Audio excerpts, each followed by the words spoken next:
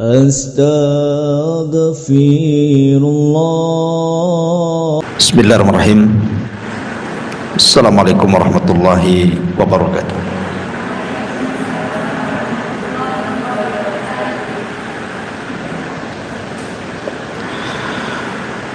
Alhamdulillah, assalatu wassalamu ala rasulillah wa ala alihi wa sahbihi wa mawalah, wa la hawla wa la quwwata illa billahi wa ba'd.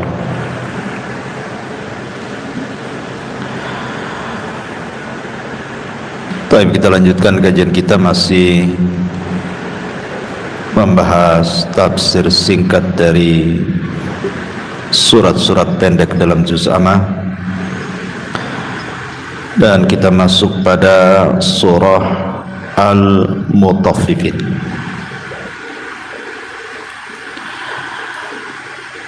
Surah Al-Mutaffifin ini secara tartib dalam mushaf masuk pada surat ke-83 dengan jumlah ayat 36, jumlah kalimat 169, dan jumlah huruf 740. Adapun apakah dia makkiyah ataukah madaniyah, maka terjadi silang pendapat di antara ulama. Pendapat Ibnu Mas'ud, Dhahak, dan juga Muqatil bahwa surah Al-Mutaffifin ini adalah makkiyah, artinya turun sebelum hijrah.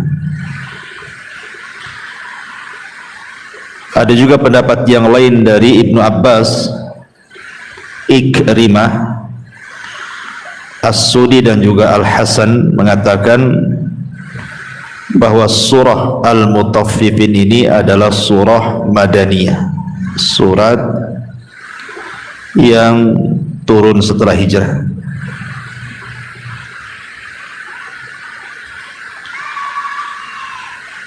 Taib. Adapun sebab turunnya, kita tahu bahwa sebelum Nabi SAW hijrah dari Makkah ke kota Madinah, bahwa pasar di kota Madinah itu dikuasai oleh orang-orang Yahudi, terutama Yahudi Bani Qunaiqah, dan sistem perniagaan orang-orang Yahudi itu sangat buruk sekali. Banyak sekali kecurangan, sehingga kemudian Allah Subhanahu wa ta'ala turunkan surah Al-Mutaffifin ini, karena surah Al-Mutaffifin ini bicara soal kecurangan dalam dagang. Ada juga yang mengatakan bahwa surah Al-Mutaffifin ini turun kepada orang namanya Abu Juhainah. Ada orang namanya Abu Juhainah. Kalau dia jualan itu, dia punya dua gantang, gantang kecil dan gantang besar. Jadi kalau dia menjual, dia keluarkan gantang kecilnya, tapi kalau dia membeli, dia keluarkan gantang besarnya. Maka sebab itulah turun surah Al-Mutaffifin. Adapun kenapa surat ini diberi nama surah Al-Mutaffifin, karena ada nama Mutaffifin di permulaan surat, Wailun lil Mutaffifin, makanya suratnya kemudian disebut Mutaffifin.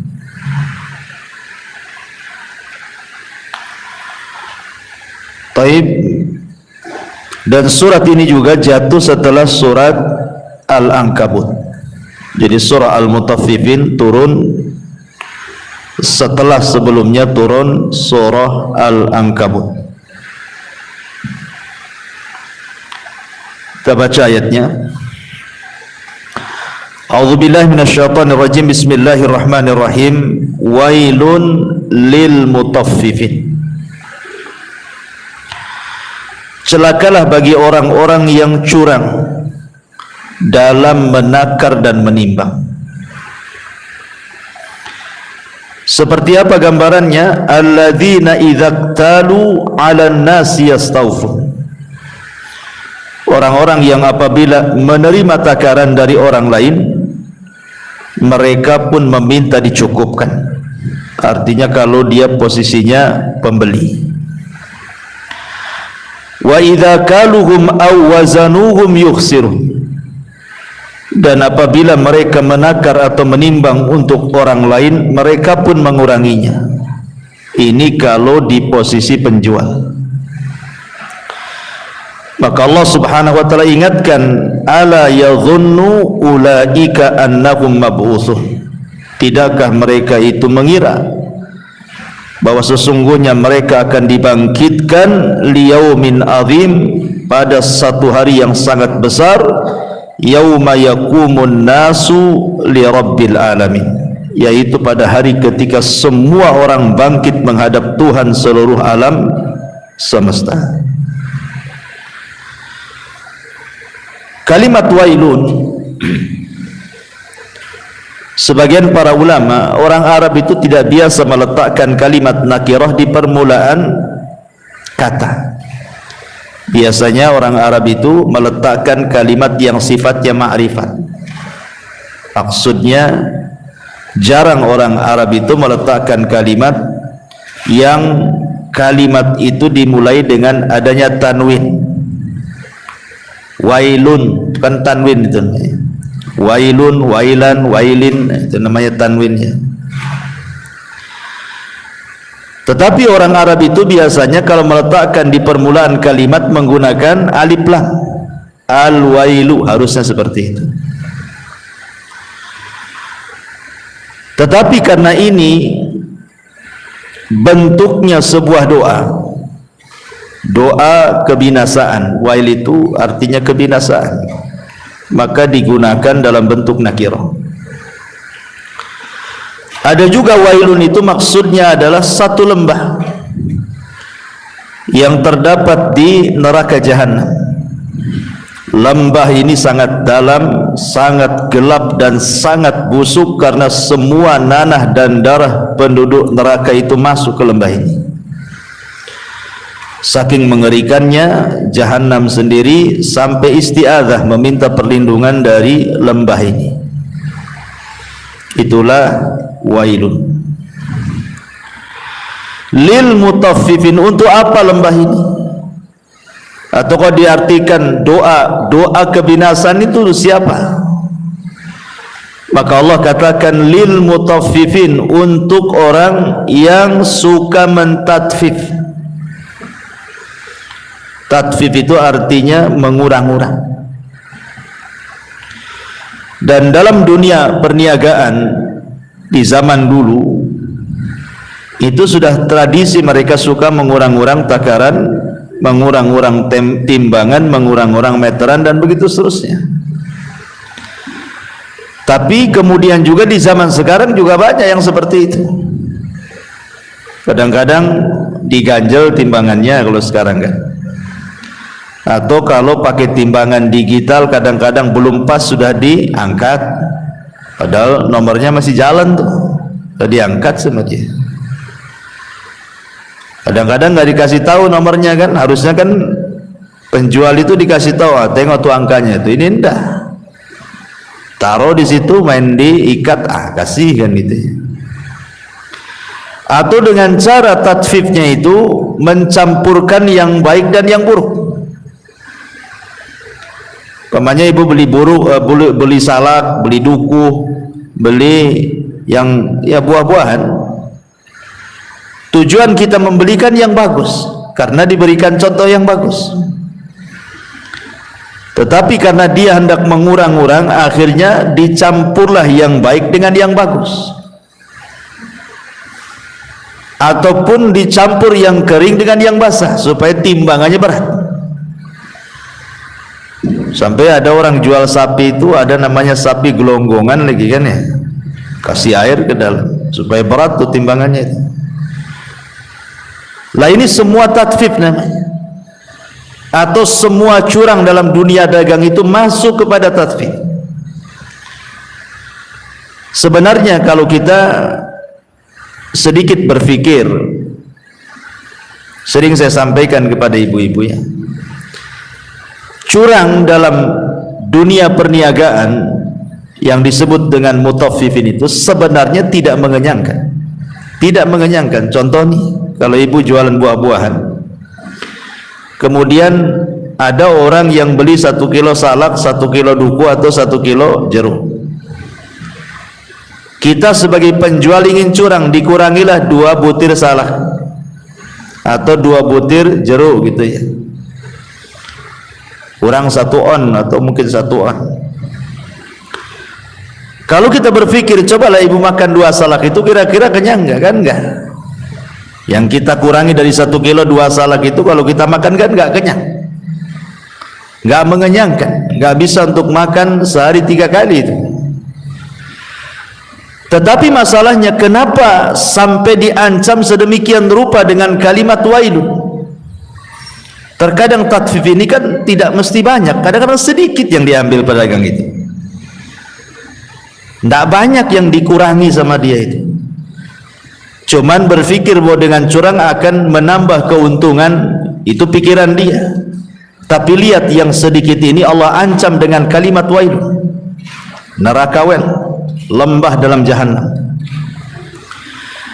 Karena walaupun sedikit ini, terkadang yang membeli itu kan tidak tahu apakah yang membeli ini anak yatim, ataukah yang membeli ini fakir miskin, ataupun mungkin dia orang kaya yang membeli tapi disedekahkan untuk panti asuhan anak-anak yatim, atau disedekahkan kepada orang-orang miskin, kan tidak tahu.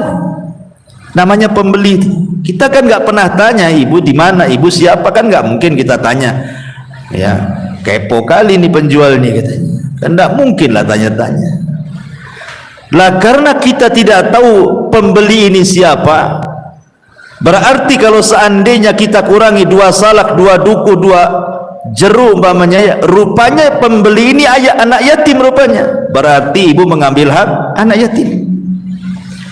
Kalau dia pembelinya itu fakir miskin, berarti ibu mengambil hak fakir miskin, dan begitu seterusnya.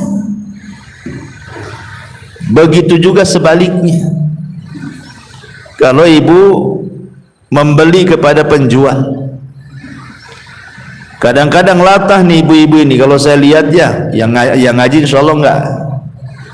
Kadang-kadang datang belum ditawari nyicip dan main ambil saja tuh, entah duku dikupas-kupas, kecut pula tak mau beli, udah temakan padahal satu tuh, tak mau beli, malah dicaci makinya. Coba sudah tidak beli dicaci maki pula pedagangnya, kan dosanya 2 kali bu.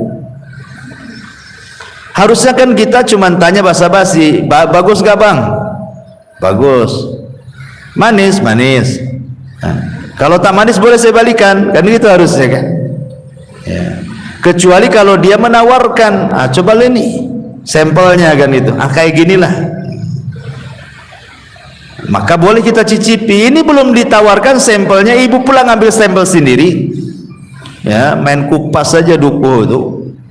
Ibu tidak tahu pedagang ini siapa, boleh jadi di rumahnya ada anak yatim kan itu ya, boleh jadi dia sendiri fakir miskin, boleh jadi di sana dia itu pekerja saja, orang susah, bosnya bukan dia, kan tidak tahu ya kan. Kita main ambil-ambil saja, ketika ditimbang main ditambah pula, ibu yang nambah naruhkan salak pula di atas timbangan, itu masalah bu ya. Jadi kata Nabi SAW, rahimallahu rajulan samhan idza ba'a wa samhan idza ishtara. Semoga Allah merahmati seseorang yang ketika posisinya menjadi penjual dia mempermudah, dan ketika posisinya pembeli juga sama.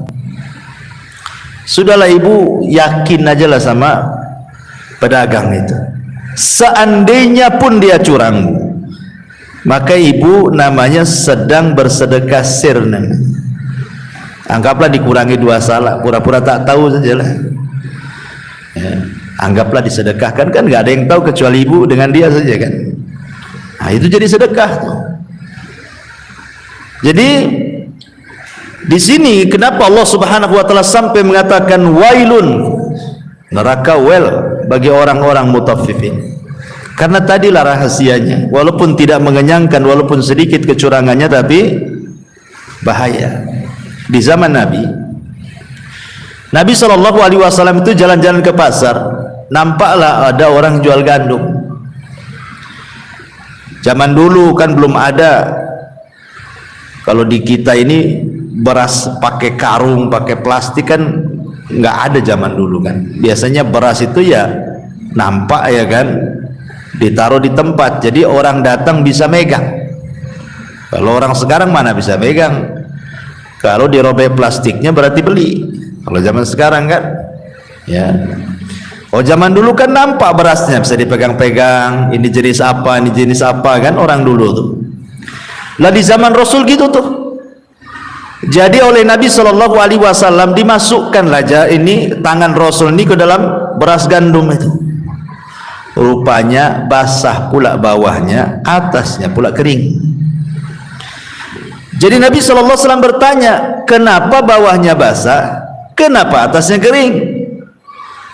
Tiba-tiba sang penjual ini mengatakan, ya Rasulullah, asabathu matar. Rasul, tadi kena hujan Rasul. Ya Rasul, tidak bego juga lah, masa hujan dari mana? Dari atas, bukan dari bawah. Kalau hujan dari bawah ke atas, iyalah basah bawah tuh. Hujan kan dari atas ke bawah, mestinya yang atas lah yang basah, yang kering yang bawah kan gitu. Maka Nabi SAW mengatakan, sebaiknya kata Nabi SAW, yang basah ini letakkan di atas, liyarahun nas, agar manusia melihatnya, agar manusia melihatnya. Kenapa demikian? Kata Nabi, kenapa Rasul mengatakan demikian? Karena basahnya beras itu bisa masuk kepada tatfif. Yang tadinya ringan kan jadi berat jadinya kan. Beras basah dengan beras kering kalau ditimbang beda tuh timbangannya. Kalau ada airnya pasti dia lebih berat. Nah, itulah nanti jatuh ke tatfif. Makanya Rasul mengatakan, kenapa engkau enggak letakkan beras yang basah itu di atas, yang kering di bawah, supaya manusia melihat. Gimana Rasul mengajarkan jangan sampai tatfif di sini, mengurang-urang takaran, mengurang-urang timbangan. Ya. Dan memang sejak dulu kan, yang namanya curang itu biasanya seperti itu. Di zaman Umar bin Khattab radhiyallahu an, pernah suatu ketika Umar malam-malam itu mengecek masyarakatnya. Karena di zaman Umar itu Bu, pemerintah itu membuat tenda-tenda yang banyak, itu digunakan untuk orang-orang yang mengadu nasib ke kota. Kayak kita yang umpamanya ibu kota kita Jakarta lah, ingin ngadu nasib di kota, datang ke Jakarta. Ya. Kira-kira pemerintah di Jakarta menyediakan tempat enggak? Kan enggak kan gitu ya, enggak menyediakan tempat. Tapi Umar bin Khattab radhiyallahu anhu selaku pemimpin negara menyediakan tempat itu untuk orang-orang daerah yang ingin ke ibu kota. Dibuatlah tenda-tenda banyak. Termasuk juga diberikan penerangan, dikasih lampu, tapi dijata gitu ya lampunya. Jam sekian nyala, jam sekian padam. Jadi Umar radhiyallahu anhu ini setiap malam ngecek tuh. Kemudian adalah satu tenda itu kok lampunya belum dipadamkan, mestinya padam jam sekian itu. Maka mendekatlah Umar itu ke tenda tadi. Rupanya dalam tenda itu adalah percakapan seorang ibu dengan anak gadisnya. Kata ibunya, nak, besoklah kita jualan susu itu kita campur aja dengan air mineral katanya. Buat apa Bu? Ya biar banyaklah untungnya kan itu. Maka anak gadisnya mengatakan, jangan Bu, aturan Umar ibn Khattab Amirul Mukminin melarang curang dagang. Kata ibunya, kan enggak tahu Amirul Mukminin, padahal di samping tendanya tuh, ya. Kan enggak tahu Amirul Mukminin. Dia kan enggak melihat kita, katanya. Maka anak gadisnya mengingatkan kepada ibunya, Bu, walaupun Amirul Mukminin taruhlah dia tidak tahu, tetapi Amirul Mukminin itu punya Tuhan, dan Tuhan dia Tuhan kita juga, dan pasti Tuhannya Amirul Mukminin tahu kecurangan kita. Lihat, sistem kecurangan sejak dulu itu kurang lebih dengan zaman sekarang kan. Kalau dulu mencampurkan air susu asli dengan air mineral biar nampak banyak kan itu ya. Kalau sekarang yang mencampurkan buah-buahan yang busuk dengan yang bagus, kan campur-campuran intinya ya. Nah, itulah cara curang dagang lah. Yang seperti inilah kemudian dilarang, namanya tatfif. Ada juga yang meluaskan. Jadi mutaffifin itu bukan hanya bicara soal jual beli saja, tidak. Ada yang meluaskan apapun dalam permasalahan hidup ini. Kalau di situ ada hak-hak yang dikurangi, berarti masuk pada wailun lil mutaffifin. Pamannya seorang pekerja di PT, sudah disepakati masuk jam 8 pulang jam 5, masuk pula setengah 9, berarti ngurangi setengah jam, masuk dia wailul lil mutaffifin. Atau dia sudah jelas-jelas masuknya jam 8, jam 5 dia pulang, sengaja dia malas-malas kerjanya, tidur kerjanya ya, padahal masih banyak pekerjaan yang harus dia kerjakan, masuk juga wailul lil mutaffifin. Bahkan masuk pada urusan-urusan yang lain, masuk dalam urusan rumah tangga, seperti ibu kurang memberikan hak kepada suami atau sebaliknya, wailun lil mutaffifin. Atau pemerintah kurang memberikan hak kepada rakyatnya, wailul lil mutaffifin. Masuk semuanya. Ada yang mengumumkan kalimat tatfif ini kemana-mana, bukan hanya ke persoalan berniaga saja. Nah, tetapi Allah Subhanahu wa taala di sini memfokuskan kalimat mutaffif ini kepada permasalahan jual beli. Makanya ayat selanjutnya Allah mengatakan, alladzina idza qtalu 'alan nasi yastawfun wa idza kaluhum aw wazanuhum yukhsirun. Yaitu orang-orang yang apabila menerima takaran dari orang lain mereka minta dicukupkan, dan apabila mereka menakar atau menimbang untuk orang lain mereka pula minta dikurangi. Jadi kalau posisinya dia penjual, maka dia ganjal tuh timbangan tuh. Tapi kalau posisinya pembeli, maunya ditambah-tambahlah, tambah sikit lah, tolonglah kan itu. Minta ditambah-tambah aja. Nah, inilah yang disebut mutaffif. Ada sebagian para ulama mengatakan bahwa dahulu di zaman dulu itu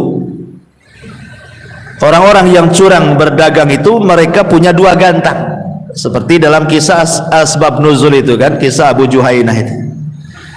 Jadi dia itu punya dua bejana, yang satu kecil, yang satu besar.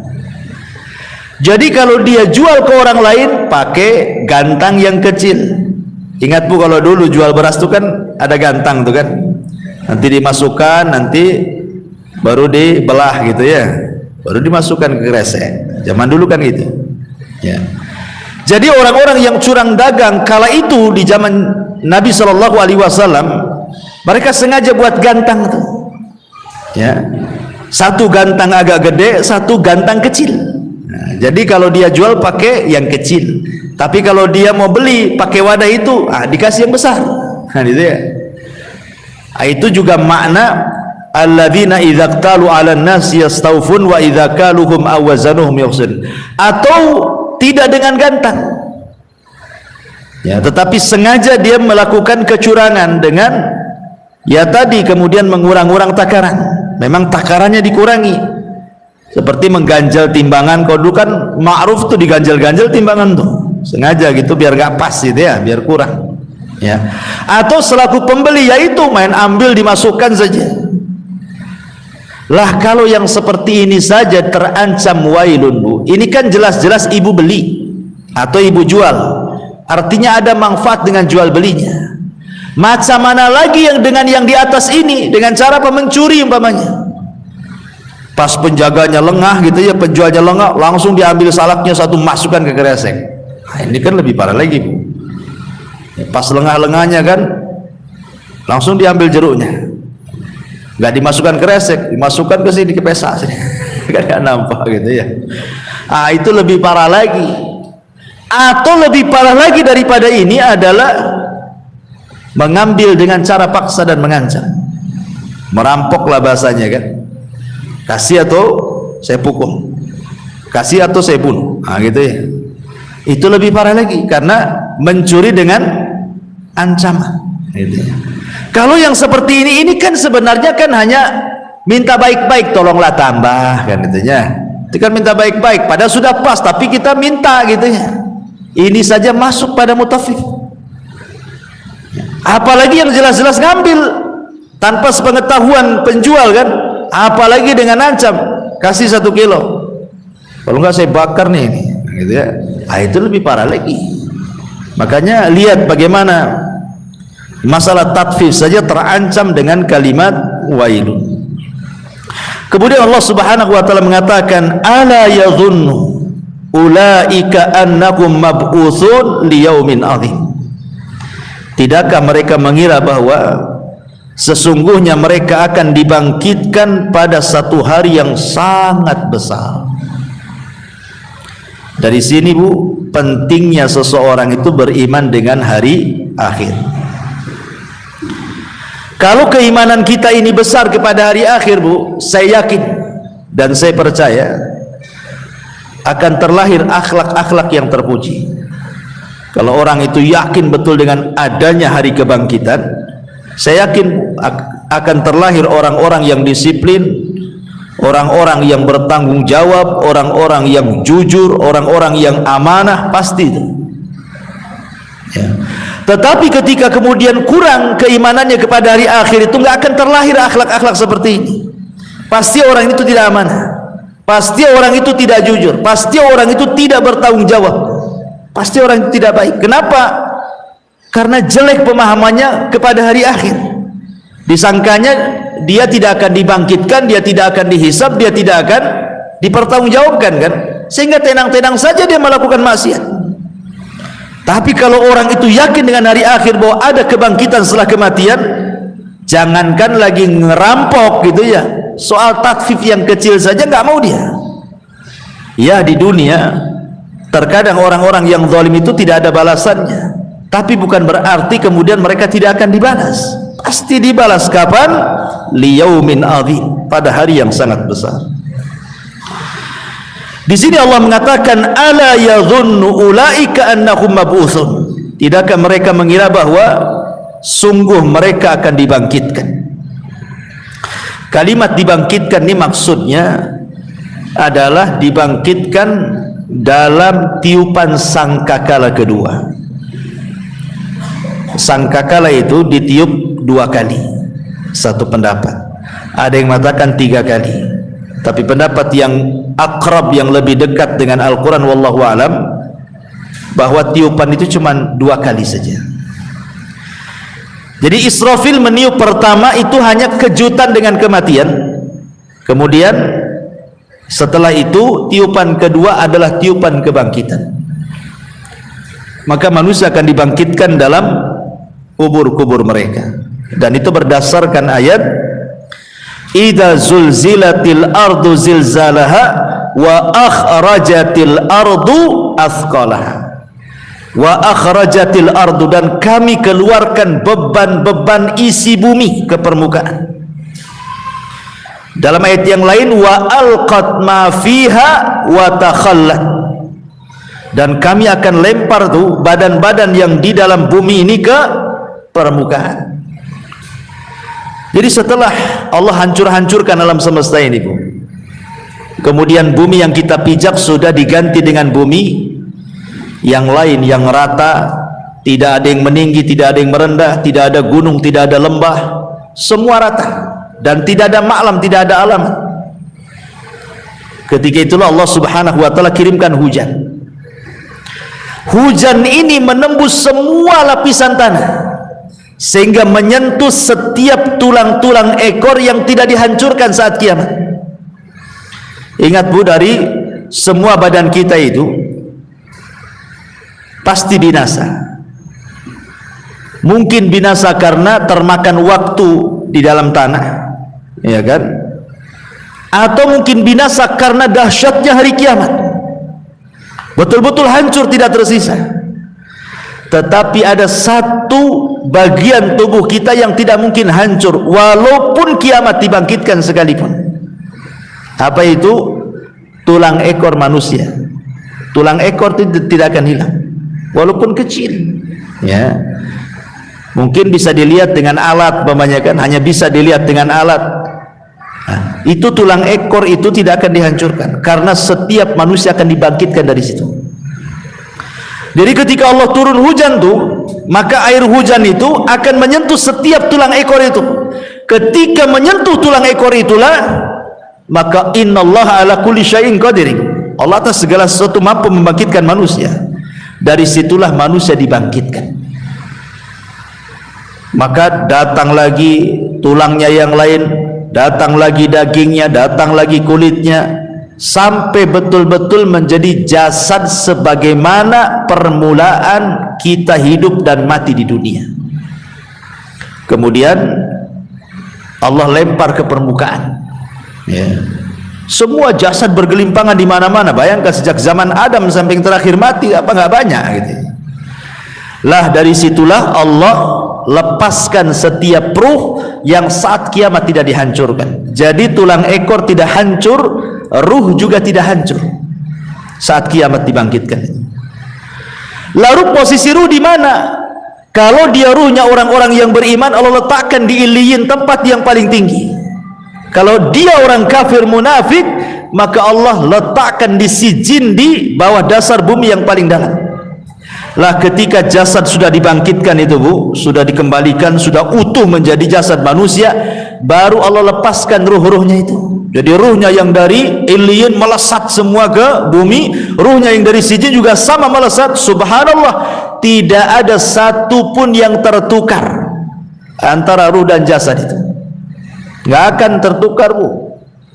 Ya tiba-tiba tertukar dengan tetangganya, ini salah, kamu sana, enggak, ya. Jadi semua pas dengan jasadnya, dan itu kuasa Allah Subhanahu wa taala, subhanahu, enggak tertukar. Padahal jasad itu entah berapa jumlahnya. Yang di dalam kuburan sekarang saja Bu, kalau dihitung jumlahnya dengan yang ada di atas tanah, masih banyak yang di bawah tanah.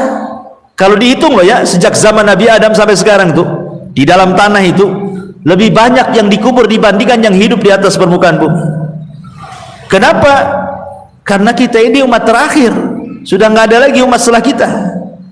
Tapi umat sebelum Rasul itu kan berumat-umat tuh, ya. Berapa itu banyaknya jumlahnya manusia di dalam dasar bumi yang sudah dikubur itu. Lah itu nanti hari kiamat semua dengan kita yang sekarang hidup, dengan yang dipendam sejak zaman Nabi Adam sampai yang terakhir mati, semua dibangkitkan. Tahu banyak sekali itu jumlahnya. Itu pun tidak ada yang tertukar ruhnya. Itulah kuasa Allah Subhanahu wa taala. Ketika saat ruh masuk, mereka lah dibangkitkan. Sampai kata Rasulullah, akulah orang yang pertama keluar dari kuburan. Cuman aku ketika siuman, aku melihat Nabi Musa sedang duduk katanya, bersandar. Aku tidak tahu apakah aku dulu yang dibangkitkan ataukah dia dulu, kata Nabi.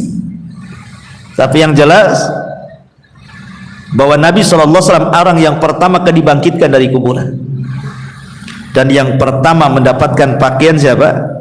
Nabi Ibrahim, ya, karena dia yang memakaikan Ka'bah, ya, maka dia yang pertama kali diberikan pakaian. Karena kan manusia dibangkitkan itu kan telanjang bulat, tidak dihitan, tidak pakai sandal, tidak ada pakaian, bahkan tidak ada harta di badan. Kan bahasa hadisnya seperti itu. Yuhsyarun nas yaumal qiyamah khufatan. uratan, ghurlan, buhman, kata Rasul. Urah telanjang, khufah tidak pakai sandal, ghurlan tidak dikhitan, buhman tidak bawa harta di badan. Lalu apa yang disombongkan coba dari itu? Enggak ada. Ya, itulah hari dibangkitkan manusia seperti itu. Adapun liyaumin azim, pada hari yang sangat besar, ya. Karena hari itu sangat menakutkan. Gimana tidak besar? Matahari dan bulan yang digabungkan saat kiamat itu, Bu. Ingat, di dunia matahari dengan bulan itu tidak pernah ketemu tuh. Cemana ketemunya? Ya, matahari terbenam, bulan muncul, bulan hilang, matahari pula muncul. Macam mana cara ketemunya tuh bulan dengan matahari itu? Tetapi pada hari kiamat Allah katakan wa jumi'asy syamsu wal qamar, matahari dan bulan akan digabungkan, kemudian diletakkan di atas kepala 1 mil. Luar biasa panasnya, Bu. Sekarang saja kan matahari itu kan Allah dengan kuasanya meletakkan dalam porosnya, dan Allah subhanahu wa ta'ala sudah atur tuh temperaturnya tuh. Sebab kalau matahari ini sedikit saja keluar dari garis edarnya kan, Bu, mendekat manusia, terbakar bumi ini. Bukan kita aja terbakar, bumi terbakar. Tapi kalau matahari menggeser dari garis edarnya, menjauh sedikit dari bumi, beku bumi ini, dingin. Jadi Allah meletakkan matahari itu pas gitu ya dengan cuaca manusia gitu ya, sehingga manusia tidak terlalu panas sehingga tidak terbakar, tidak pula terlalu dingin sehingga jadi beku begitu. Makanya Allah letakkan matahari itu di porosnya tuh. Nah, itu kuasa Allah tuh. Lah, matahari yang sedemikian luar biasa manfaatnya bagi kita itu akan dicampurkan dengan bulan, digabungkan, kemudian diletakkan di atas kepala. Itu disebut yaumin adzim. Keringat bercucuran, sampai keringat ini kalau jangan ditampung, seandainya perahu dijalankan di keringatnya itu sudah cukup tuh, saking banyaknya keringat keluar. Ada yang tenggelam keringatnya selutut, sepusar, sedada, ada yang tenggelam semuanya kan, tergantung amalannya lah. Makanya Allah mengatakan liyaumin azim, ini hari yang dahsyat sekali. Saking dahsyatnya Ummul Mukminin Aisyah radhiyallahu anha mengatakan, ya Rasulullah, kalau manusia dibangkitkan telanjang, macam mana dengan aurat kami? Tuh lihat perasaan malunya Aisyah. Saking punya malu, sifat malu yang tidak membawa kecuali kebaikan kan. Aisyah mengatakan, Rasul, manusia dibangkitkan telanjang? Kata Rasul, ya. Macam mana kami kaum Hawa? Apakah aurat kami tidak tampak dengan laki-laki itu memandang aurat kami? Tapi Rasul mengatakan, ya Aisyah, pada hari itu adalah hari yang sangat besar. Tidak mungkin orang memandang orang lain, yang ada sibuk menyelamatkan diri katanya. Itu disebut yaumin azim, hari yang sangat besar gitu ya. Yauma yaqumun nasu li rabbil alamin, pada hari di mana manusia berdiri menghadap Tuhan seluruh alam. Posisi manusia di padang mahsyar itu tidak ada yang duduk, apalagi baring. Ibu kalau upacara Agustusan nih kan, ikutlah di lapangan, capek Bu, bisa keluar dari barisan, cari pohon, bisa ibu bersandar di situ, ya kan? Atau mungkin capek kali, baring sekali di rumput. Ini di dunia nih. Tetapi di padang mahsyar itu posisi manusia tidak ada yang duduk, karena di sini bahasanya yauma yaqumu, qama yaqumu, berdiri. Kenapa tidak ada posisinya duduk, apalagi sambil berbaring? Nggak ada. Karena kalau seandainya dia duduk, tenggelam dengan keringat, apalagi baring, tenggelam dengan keringatnya.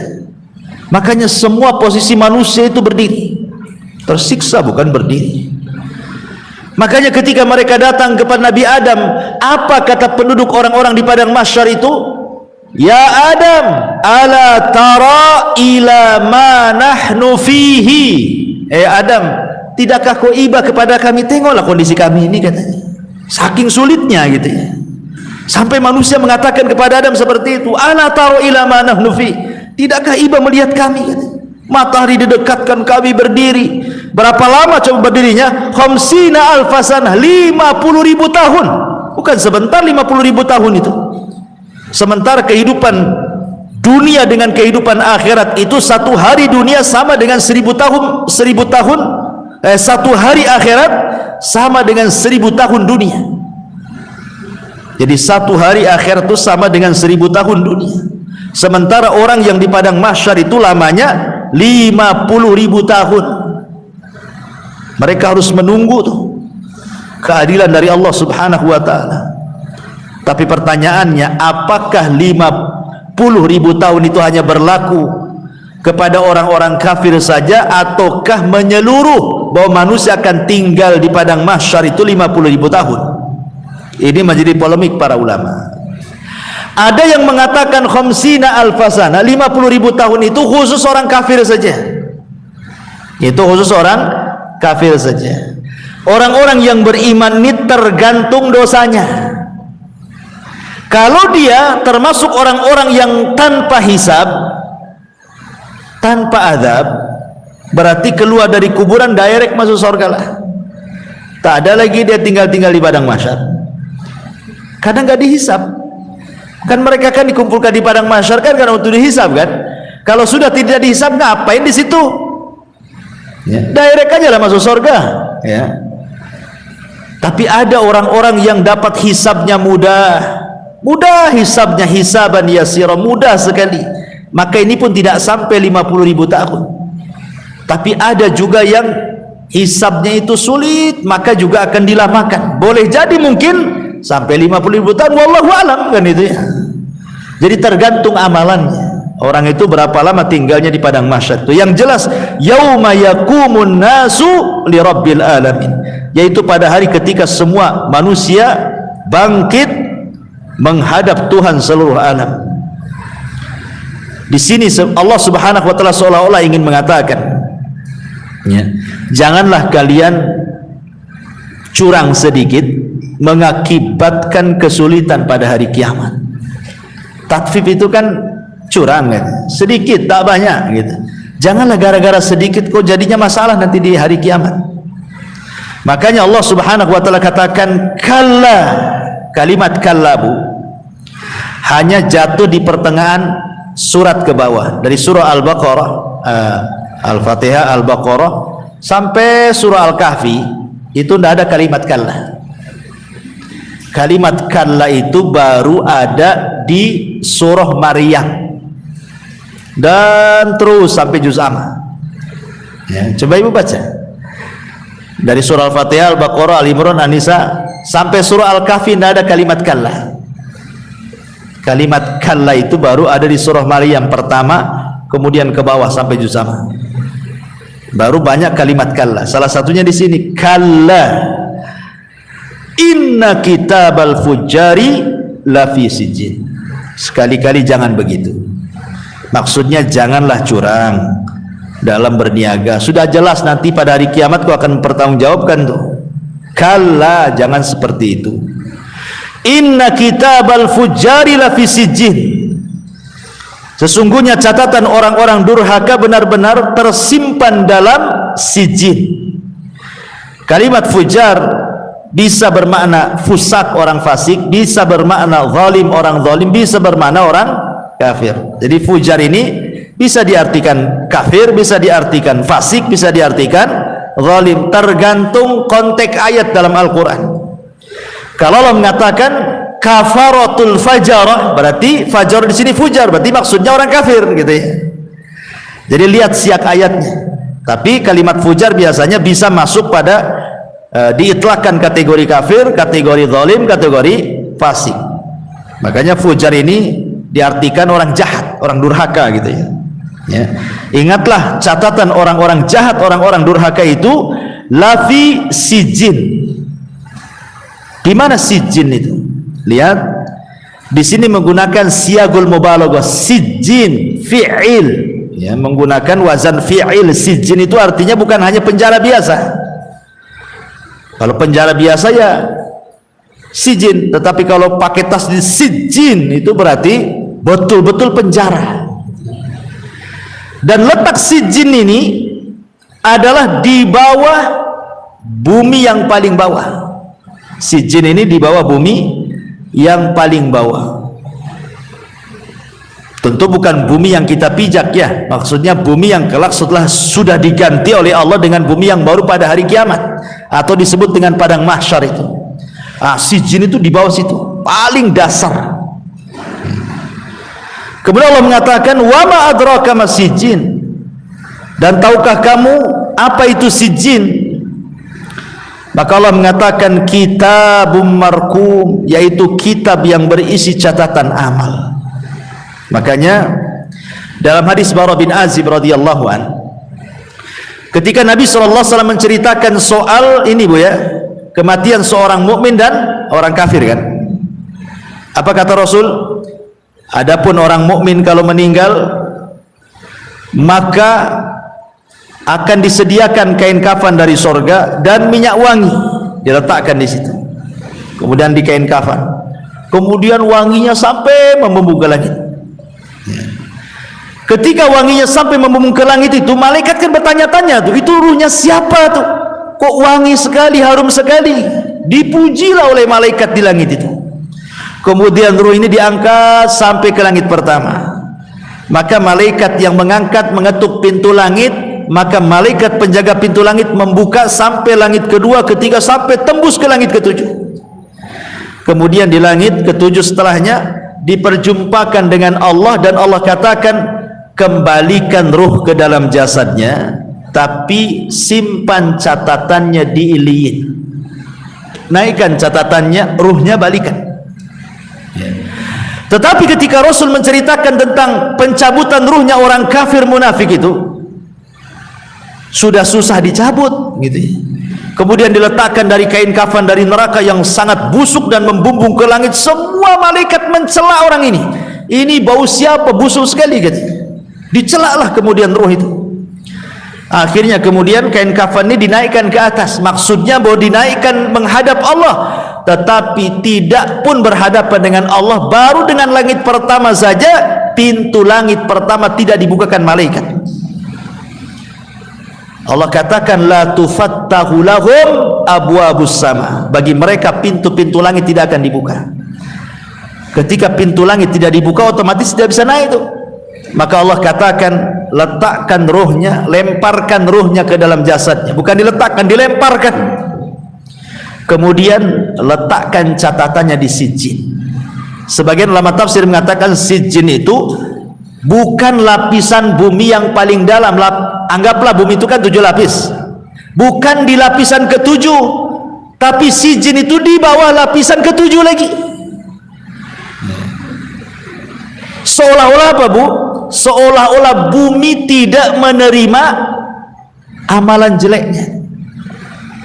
Bumi menolaknya, nggak mau dijadikan simpanan amalan buruk orang-orang jatuh, nggak mau dia. Makanya kemudian bumi menolaknya, sehingga diletakkan di bawah lapisan yang ke-7 lagi tuh. Berarti sudah di bawah bumi lagi tuh. Bayangkan coba, terhinanya orang-orang fujar ini. Itu disebut sijin namanya ya. Kemudian Allah mengatakan, wailun yauma idzin lil mukadzibin. Terulang kalimat wail di sini ya. Neraka wail atau celaka atau binasa pada hari itu bagi orang-orang yang mendustakan. Siapa mereka? Alladzina yukadzibuna biyaumiddin, orang-orang yang mendustakan hari pembalasan.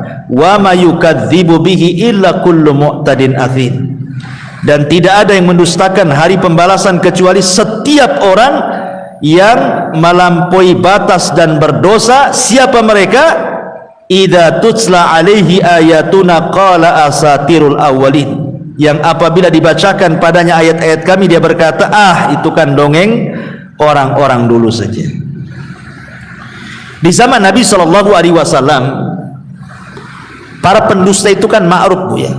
Namanya seperti Abu Lahab, Abu Jahal, Umayyah, Al-Walid, Uqbah, dan banyak sekali ya, Uqbah bin Mu'aid ya. Itulah para pendusta di zaman itu. Sebenarnya mereka itu dalam hatinya membenarkan dan tidak mendustakan. Sama dengan Fir'aun ketika berhadapan dengan Nabi Musa. Allah mengatakan apa?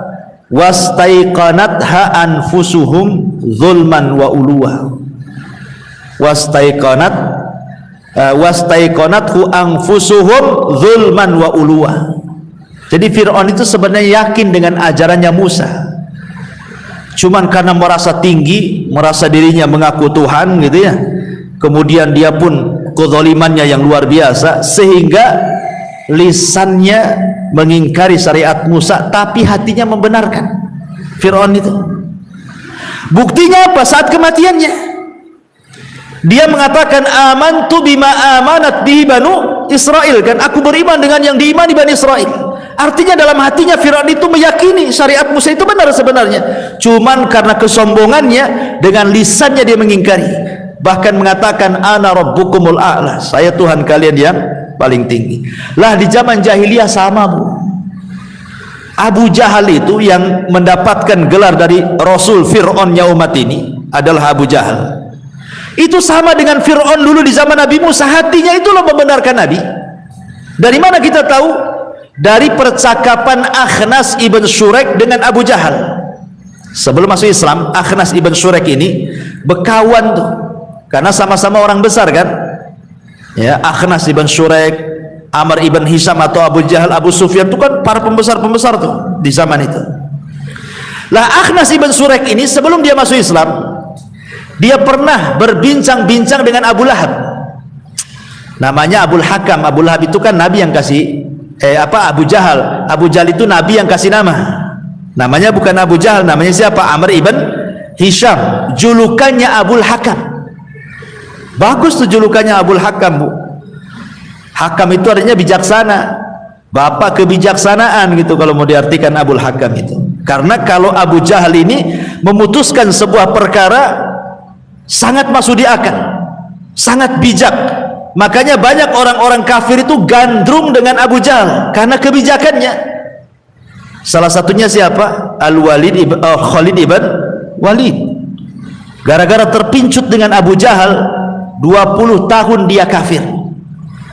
Baru setelah 20 tahun Islam berlalu, baru dia masuk Islam di tahun ke-7 Hijriah. 13 tahun loh Khalid ibn Walid dan masuk Islam. Setelah hijrah ke Madinah, tidak juga mau masuk Islam. Kaum muslimin itu sudah hijrah ke Madinah. Baru di tahun ke-7, Khalid baru masuk Islam. Jadi Abu Bakar tanyalah sama Khalid tuh, Khalid, lihat teman-temanmu yang duluan masuk Islam tuh, mereka sudah 20 tahun mereka mengaji kepada Rasul, menjadi orang-orang hebat. Kenapa kau baru sekarang dapat hidayah? Katanya. Kata Khalid bin Walid begini, dulu aku itu sangat gandrung dengan tokoh-tokoh Quraisy itu, salah satunya Abu Jahal, Abul Hakam. Tapi setelah mereka mati di perang Badar, artinya mati pada tahun kedua Hijriah, kan perang Badar kan tahun kedua, artinya sudah lewat berapa tahun? 15 tahun. Karena Rasul di Mekah 13 tahun ditambah dengan 2 tahun berarti 15 tahun. Sudah lewat 15 tahun tuh. Para pembesar kami mati. Abu Jahal mati, Umayyah mati, ya semua mati. Akhirnya kamilah yang menggantikan posisi mereka menjadi pemimpin-pemimpin Arab, kata Khalid ibn Walid. Barulah kami terpikir untuk membandingkan agama kami dengan agama Muhammad. Ya, karena dulu ketika bapak-bapak kami masih hidup, Abu Jahal itu didoktrin, kita ini dibencikan sehingga tidak bisa dibandingkan, kan itu ya. Tapi setelah tidak ada lagi yang doktrin, tidak ada lagi tokoh-tokohnya, baru kami berpikir, setelah kami lihat-lihat ajaran Muhammad kok lebih masuk di akal, lebih baik dibandingkan ajaran kami, makanya kami tinggalkan. Kemudian kami masuk Islam, itu di tahun ke-7, dan perang yang pertama diikuti Khalid itu perang Mu'tah namanya. Artinya apa? Khalid baru dapat hidayah di tahun ke-7 Hijriah, sudah Islam 20 tahun lewat.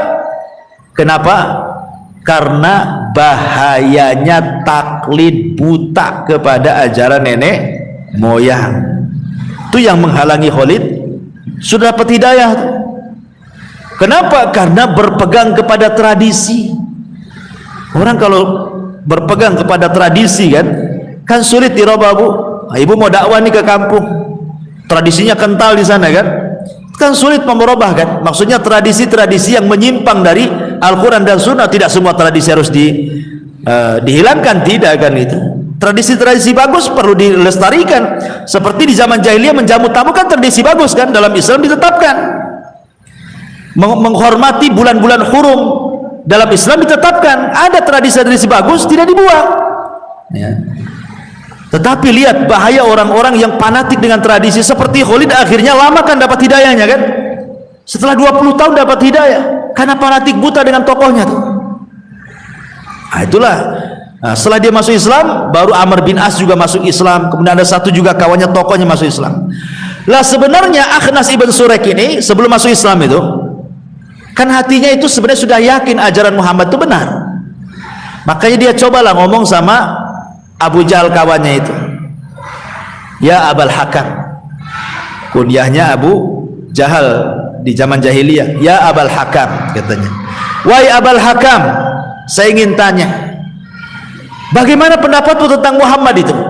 Macam mana sih Muhammad itu di matamu itu seperti apa gitu? Subhanallah, ini jawaban Abu Jahal. Kata Akhnas ibn Surek ketika dia masuk Islam, dia cerita. Kata Abu Jahal, wallahi ma jarrabtu alaihil kadhib. Demi Allah, aku tidak mendapatkan satu pun yang diucapkan Muhammad itu dusta. Artinya kan yakin Abu Jahal itu kan, dia mengatakan demi Allah, kata Abu Jahal, aku tidak melihat yang diucapkan Muhammad itu dusta. Dan pada satu malam Akhnas ibn Surek, Abi Sufyan, Abu Jahal nggak ada koordinasi bu.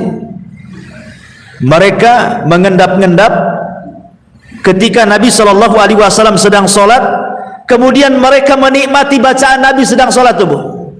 Setiap malam kalau Nabi sholat di sana, Abu Jahal datang, Akhnas datang, Abu Sufyan datang, tapi nggak ada koordinasi, satu dengan lain nggak tahu. Jadi satu malam Rasul pula tak datang untuk sholat malam, sementara orang tiga ini datang, masing-masing di semak-semak belukar yang berbeda gitu ya. Ketika Rasul tidak datang, kecewalah tiga orang ini. Pulang, pas pulang papasan. Kok di sini kamu ngapain? Nah, gitu ya. Kata Abu Sufyan, kamu juga ngapain di sini? Kata anak saya, kamu juga ngapain? Akhirnya salah menyalahkan. Akhirnya mereka terbuka bahwa mereka sedang menikmati bacaan Nabi ketika sholat. Disitulah kata Abu Jahal kepada mereka, jangan datang lagi kita ke sini. Ini kalau orang-orang awam tahu, orang-orang Quraisy, habislah kita katanya. Janji tidak mau datang. Subhanallah. Ketika mereka sudah janji tak akan datang lagi malam-malam mendengarkan bacaan Nabi, Quran itu rupanya kayak besi berani bu, nyedot-nyedot orang ya. Besoknya mereka datang lagi, nggak ada koordinasi lagi. Ketika satu malam Rasul tak datang, ketemu lagi lah. Ini gimana ceritanya? Kan kita sudah janji nggak akan datang katanya kan. Asik gitu saja coba. Makanya kalau kita perhatikan orang-orang Quraisy ini sekelas Abu Jahal, Abi Sufyan dan yang lainnya, itu kalau di malam hari itu cinta dengan Quran, tapi kalau di siang hari jadi musuhnya Al-Quran. Musuh dia sama Nabi. Kok di malam hari suka tuh? Dari sini menunjukkan bahwa mereka itu hanya mendustakan dengan lisan saja, hati mereka itu yakin kan itu ya. Makanya di sini Allah mengatakan wailul yauma idzil mukadzibin alladzina yukadzibuna biyaumiddin wa ma yukadzibu bihi illa kullu mu'tadin athim idza tutla alaihi ayatuna qala asatirul awwalin. Apabila dibacakan kepada mereka, mereka mengatakan itu kan dongeng-dongeng saja, lisannya saja ngomong dongeng-dongeng saja katanya. Buktinya mereka mendengarkan terus bacaan Quran ini, bacaan Nabi kan.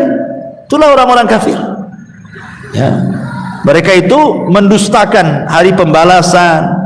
Karena periode dakwah Mekah itu bu, semua dakwahnya bicara soal sorga, neraka, azab kubur, pembalasan, hisab, mizan. Itu semua ayat-ayat yang bicara tentang kejadian-kejadian setelah kematian itu disebut periode Mekah bu. Tapi periode Madinah ini lebih ke fikih, sholat, zakat, puasa, haji, itu semua periode Madinah tuh. Kalau periode Mekah ini tauhid semua isinya, soal akhirat semua. Kenapa? Karena orang-orang musyrik itu sangat menentang dengan adanya hari kebangkitan, karena kesombongan mereka ya. Kemudian Allah mengatakan kalla bal rana ala qulubihim ma kanu yaksibun. Sekali-kali tidak. Bahkan apa yang mereka kerjakan itu telah menutup hati mereka. Di sini ada dua bacaan, Bu, ya. Ada yang berhenti kalla bal rana ala qulubihim. Ada juga yang tidak berhenti, langsung kalla bal rana ala qulubihim. Dua-duanya boleh. Boleh berhentikan di kalimat bal, kalla bal berhenti rana gitu ya, baru ya. Atau boleh langsung kalla bal rana, boleh. Dua-duanya bacaan Nabi, ya, bisa dibaca dua-duanya. Kalla sekali-kali tidak begitu, bal rana ala qulubihim. Bahkan apa yang mereka kerjakan itu telah menutup hati mereka. Jadi ron itu artinya penutup hati. Ada ron, ya, orang yang tidak dapat petunjuk di dunia itu karena tertutup hatinya, ada penutup hatinya. Itulah bahayanya ron itu, ya, harus dibuka tuh biar hidayah masuk, ya. Dan kelak ketika di dunia ditutup hatinya, Bu, lihat dampak akhiratnya. Orang yang ditutup hidayah di dunia terdampak juga akhiratnya. Kalla innahum an rabbihim yauma idin lamahjubun. Sekali-kali tidak, sungguh mereka pada hari itu benar-benar terhalang dari melihat Tuhannya. Ketika di dunia terhalang hatinya dari hidayah, maka di akhirat matanya terhalang untuk melihat Allah. Imam Syafi'i rahimahullahu ta'ala ketika membaca kalla innahum an rabbihim yauma idin lamahjubun, sekali-kali tidak, sesungguhnya mereka orang-orang kafir itu pada hari itu benar-benar terhalang dari melihat Tuhannya. Kata Imam Syafi'i, ini dalil yang sangat kuat bahwa pada hari kiamat orang-orang yang beriman akan melihat Allah. Ketika orang-orang kafir terhalang, maka orang-orang yang beriman akan melihat. Kata Imam Syafi'i, ayat ini sekuat-kuat dalil bahwa seorang yang beriman itu akan melihat Allah. Kenapa? Sebab kalau seandainya kalimat kalla innahum, sekali-kali jangan begitu, sesungguhnya mereka pada hari kiamat itu akan terhalang melihatnya, tanpa menyebut siapa mereka, berarti orang mukmin juga tidak melihat dong, enggak gitu. Kalau apa gunanya ayat ini? Berarti ayat ini menjelaskan hanya orang kafir saja yang tidak akan melihat Allah. Mafhum kebalikannya, berarti orang-orang yang beriman akan melihat Allah. Dan orang-orang yang beriman ketika melihat Allah itu di dua tempat, di dua tempatnya. Pertama di sorga, dan itu ru'yatun ni'mah, itu melihat Allah, dan itu bentuk nikmat yang sangat besar, melebihi nikmat sorga itu sendiri. Yang kedua di padang mahsyar, ya. Ketika Allah Subhanahu wa ta'ala kumpulkan semua manusia di padang mahsyar, kemudian Allah seru setiap orang disuruh mengikuti sesembahannya masing-masing, maka disitulah manusia akan terpisah mengikuti sesembahannya sebagaimana dia sembah di dunia. Kalau dia menyembah sapi, maka dikelompokkan sebelah sana, menyembah ular di sana, menyembah pohon di sana, menyembah matahari di sana, menyembah, pokoknya manusia dikumpulkan dengan sembahannya masing-masing sesuai dengan apa yang disembah di dunia. Nasrani dengan Nasraninya, Yahudi dengan Yahudinya, Majusi dengan Majusi, dan begitu seterusnya. Ketika semua orang sudah dikumpulkan di sembahannya, kecuali dua kelompok. Yang pertama orang-orang yang beriman, yang kedua orang-orang munafik. Kenapa orang munafik dikumpulkan bersama orang yang beriman? Karena orang munafik mengaku beriman, kan? Lisannya ngaku beriman, hatinya penuh dengan kekafiran. Makanya ketika semua orang mengikuti sesembahannya, maka yang tersisa adalah orang yang beriman dan orang munafik. Karena mereka kan tidak seperti mereka yang menyembah pohon, menyembah ini kan, nah itu Tuhanmu, kau ke sana. Nah, itu sapimu yang kau sembah, kau ke sana, gitu ya. Kalau orang yang beriman, siapa yang disembah? Allah. Makanya tinggal orang yang beriman yang tidak mengikuti sesembahannya, maksudnya makhluk-makhluk Allah yang disembah, gitu ya. Dan orang munafik. Ketika itulah Allah Subhanahu wa ta'ala berjanji akan menampakkan dirinya. Maka orang-orang yang beriman pengen mengetahui bahwa Allah itu akan menampakkan dirinya, maka Allah singkapkan betisnya. Ya. Allah singkapkan betis itu. Makanya Allah Subhanahu wa taala berfirman tentang masalah ini. Ketika Allah menyingkapkan betisnya, apa yang terjadi? Orang-orang yang beriman yang di situ ada para nabi, para siddiqin, para syuhada, orang-orang soleh, orang-orang baik, semua sujud. Baru disingkapkan betisnya, semua sujud.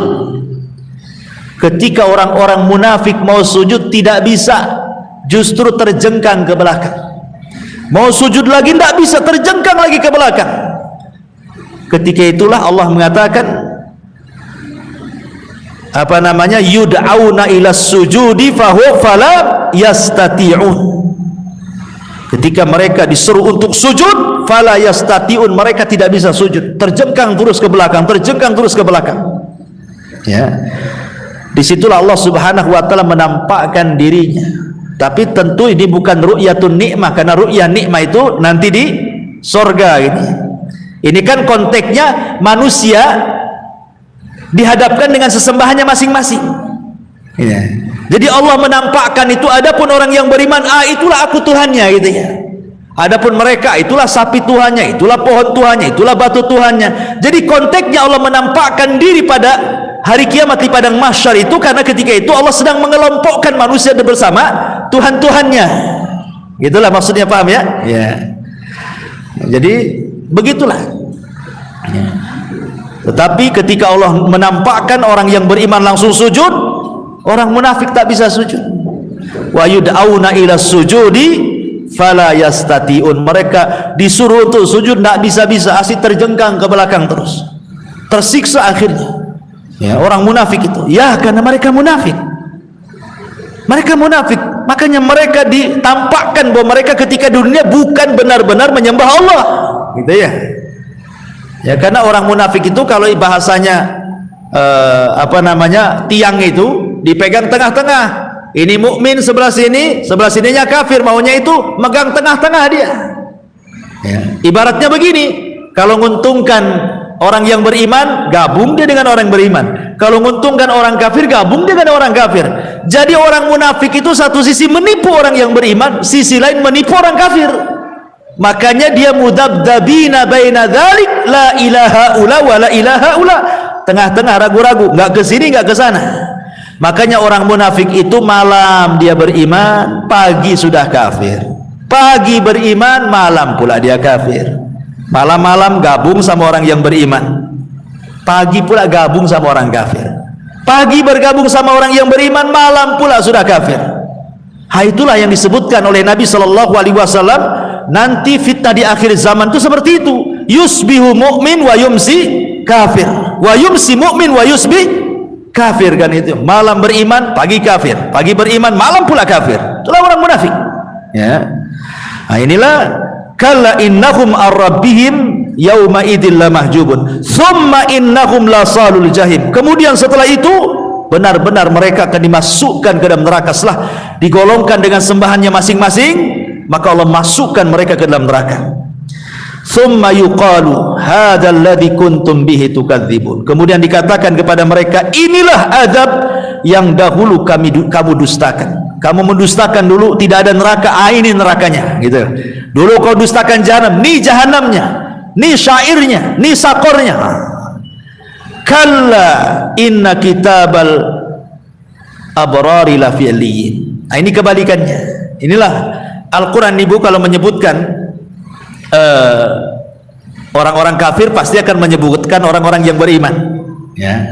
Kalau menyebutkan neraka pasti menyebutkan sorga. Karena Quran itu kan masani sifatnya. Ya.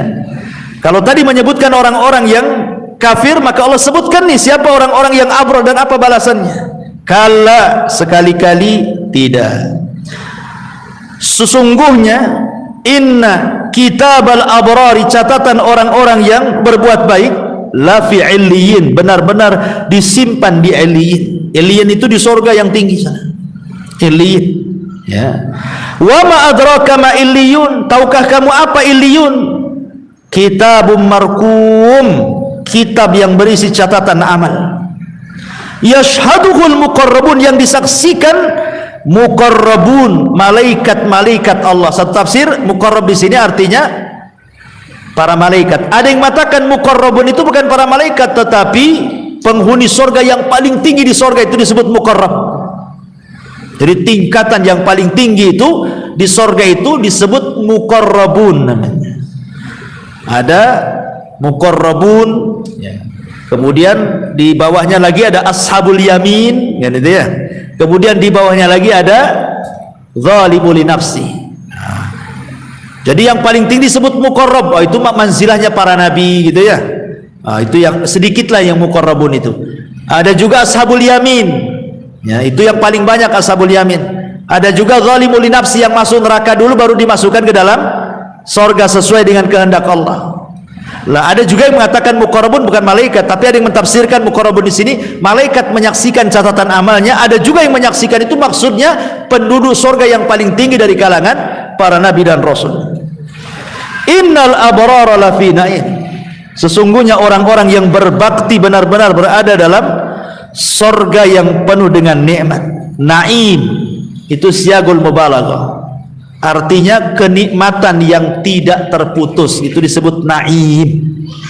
Ya, surga itu kenikmatan yang tidak terputus, bal yazdad, bahkan bertambah dan begitu. Jadi setiap hari itu bertambah nikmatnya, Bu. Pamannya nih, saya minum mineral nih, hari ini rasanya kayak gini, besok minum lagi rasanya beda lagi, lebih lezat lagi. Lusanya minum lagi rasanya beda lagi, lebih lezat lagi, padahal air yang sama tuh. Nah, itu maksudnya bertambah tuh. Seperti itu ya. Alal araiki yang turun, mereka duduk di atas dipan-dipan melepas pandangan. Siapa yang dipandang di sini? Jadi mereka sambil diberikan satu tempat yang indah gitu ya, yang bisa terbang tuh, Bu. Ibu duduk di situ sampai bertelekan kemudian memandang. Siapa yang dipandang di sini? Sebagian orang mengatakan maksudnya sambil memandang wajah Allah. Dan ketika itu tidak ada nikmat melebihi memandang wajah Allah. Tapi ada juga kalimat yang turun umum karena tidak disebutkan siapa yang dipandang, berarti semua kenikmatan di surga dipandang. Dan senikmat-nikmatnya adalah ru'yatullah, melihat Allah subhanahu wa ta'ala. Ta'rifu fi wujuhihim nadratan naim, kamu dapat mengetahui dari wajah mereka kesenangan hidup yang penuh kenikmatan. Di surga itu, Bu, nggak ada orang yang berwajah kusam masam, tuh tidak ada. Semua wajah penduduk surga itu nadratan naim, betul-betul nampak sumringah, itu bahasa kita. Di dunia saja kan orang senang nampak, Bu, dari wajahnya kan. Ibu nampak nih baru dikasih suami uang banyak gitu, udah nggak senyum aja lah, nggak diajak senyum pun senyum sendiri tuh, senyum, nampak lah orang senang itu. Lain dengan orang rungsap kan, nampak juga kan, orang ini pasti banyak utangnya nih. Kenapa? Tahu wajahnya kok suram gitu ya. Jadi orang itu kalau senang saja nampak. Contoh nih, Bu, ada dua anak nih, anak kecil, anggap saja mungkin usianya 7 tahun. Yang satu ini anak menteri ya. Biasa makan enak gitu ya, biasa tinggal di gedung enak, ber-AC, perawatannya luar biasa, apapun yang dia mau pasti dia dapat. Ini satu anak nih umur 7 tahun. Yang umur 7 tahun pula tinggal di Ruli, sudah ngontrak, susah pula cari kerja orangnya, makan susah sampai kurus ya kan. Kemudian suruhlah berfoto berdua di situ, Bu. Ya. Kan nampak, Bu, siapa yang senang siapa yang enggak kan? Nampak ini orang senang nih. Nah, kita tidak perlu tanya, nah dari fotonya aja nampak tuh. Lah itulah penduduk surga, Bu. Penduduk surga itu ta'rifu fi wujuhihim nadratan naim, nampak dari wajahnya ada sumringah gitu. Lah penduduk surga kayak gitu tuh. Tetapi kan di surga tentu masalul a'la, ini kan di dunia, di surga ya kenikmatannya tidak bisa dibayangkan lah. Ini saya contohkan saja seperti itu ya. Yusqauna min rahiqim makhtum, mereka diberi minum dan khamar dari khamar murni, Tapi bukan khamar dunia ya, yang tempatnya masih disegel. Maktum masih disegel. Sesuatu yang disegel pasti masih murni kan gitu ya. Beda kalau sudah terbuka kan. Ibu aja beli minuman kaleng ya kan, kemudian kita buka, taruh aja di meja, 3 hari diminum enggak mencret bukan ya. Beda kalau segelnya belum dibuka kan Bu, taruh di meja 3 hari diminum ya rasa-rasa berubah dikit lah. Itu air di dunia tuh, antara dibuka segelnya dengan tidak dibuka segelnya saja sudah beda rasanya. Nah, kita aja beli minuman teh botol gitu kan ya, kemudian kita buka segelnya tuh, jangan diminum 3 hari, rasanya udah nggak jelas tuh, baunya pun tak jelas kan. Tapi kalau masih ditutup rapat, masih harum tuh ya, itu contoh mudah saja, apalagi di sorga. Nah itu maksudnya ya. Yang hebat lagi, khitamuhu miskun, laknya dari kasturi. Maksudnya begini Bu, ini kalau seandainya ibu minum kopi, ini kita buat kopi kan, kemudian setelah jadi kopinya ibu minum, biasanya kan di bawahnya ada ampasnya Bu, ya kan? Kalau minum kopi kan beda dengan minum air putih, kan bisa langsung habis. Kalau minum kopi kan diseruput-seruput bukan, apalagi panas kan, nunggu lagi, nanti seruput lagi, nunggu lagi, terakhir tinggal ampasnya tuh. Kan jarang orang yang makan ampas kan Bu, ampas kopi kan jarang bisa ditinggal kan, ditinggal. Kalau enggak Bu, kumis semua di sini Bu, ya kan, pasti ampas itu ditinggal di situ. Tetapi di sorga itu tidak ada ampas minuman yang tertinggal. Justru ampasnya itu yang paling enak. Itu yang disebut khitamuhu miskun, itu namanya ya. Khitam itu maksudnya yang paling bawah minuman itu misik gitu. Itu yang paling enak dari khamar itu. Subhanallah Bu. Justru yang paling bawah yang paling enak itu. Kalau di dunia yang paling bawah itulah ampasnya yang paling dibuang. Kita nih ambil atasnya saja, yang bawahnya sudah dibuang. Tapi di sorga terbalik pula, seperti itulah sorga. Karena makanan di sorga itu tidak ada yang dibuang satu, tidak ada yang dibuang, semua dimakan. Kalau ampasnya saja minyak misik ya, bukan tentu minyak misik yang bisa diminum kan itu ya. Kalau di dunia minum minyak misik ya muntah lah Ibu ya. Ini kan bicara tentang sorga ya kan. Kalau sorga kan semua bisa diminum dan lezat rasanya. Dan khamar di dunia dengan di sorga kan beda. Di dunia ini paling rendah minum khamar itu sakit kepala ya. Saya nggak pernah minum, cuman orang-orang ngomong itu kalau orang baru latihan minum khamar tuh sakit kepala Ustaz katanya, pusing katanya kalau baru latihan tuh. Nah, kalau sudah canggih itu tidur di solokan tuh katanya, karena nggak sadar kan, nggak sadar orang, nggak tahu rumah, main tidur aja dia. Itu di dunia tuh, di akhirat nggak ada kayak gitu minum khamar, semua lezat ya. Makanya Allah mengatakan wa fi dzalika falyatanafasil mutanafisun. Dan untuk yang demikian itu hendaklah berlomba-lomba untuk mendapatkannya. Lihat ketika Umar bin Khattab radhiyallahu an ingin berlomba-lomba dengan Abu Bakar Siddiq radhiyallahu an dan mengatakan saya tidak pernah mampu untuk mengejar amalan Abu Bakar. Ketika perang Tabuk, Nabi SAW mengiklankan untuk sahabat berinfak. Apa kata Umar? Hari ini waktunya, aku bisa menandingi Abu Bakar katanya. Datang dia kepada Nabi, Rasul, kuinfakkan separuh hartaku katanya. Kata Rasul, banyak kali kau infakkan hartamu Umar, keluargamu makan apa? Tenang Rasul, masih ada separuh katanya.